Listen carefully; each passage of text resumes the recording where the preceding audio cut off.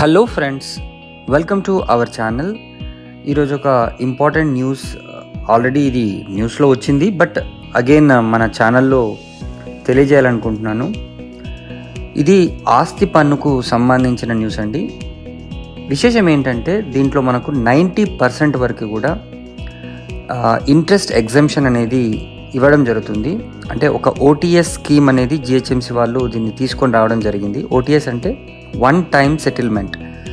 మన 2022-2023 ఫినాన్షియల్ ఇయర్కు గాను మార్చ్ 31 లోపు ఆస్తి పన్ను ఎవరైతే ఇంకా కట్టని వారు ఉన్నారో వాళ్ళ కోసం ఈ స్కీమ్ని తీసుకురావడం అయితే జరిగింది.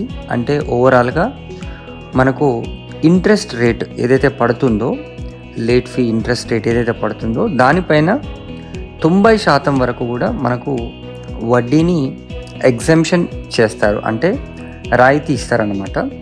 సో ఈ అవకాశాన్ని ఎంత తొందరగా వీలైతే అంత తొందరగా మీరు వినియోగించుకొని మీరు ఇందులో ట్యాక్స్ని సేవ్ చేసుకోవచ్చు.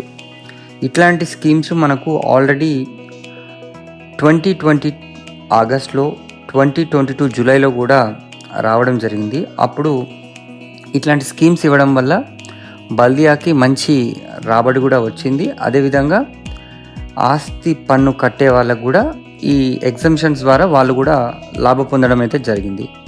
సో ఆస్తి పన్ను ఎవరైనా ఇంకా బకాయి ఉండేట్టయితే ఇమీడియట్గా మీరు పేమెంట్ చేసేసుకొని ఈ ఎగ్జంప్షన్ని యూటిలైజ్ చేసుకోండి.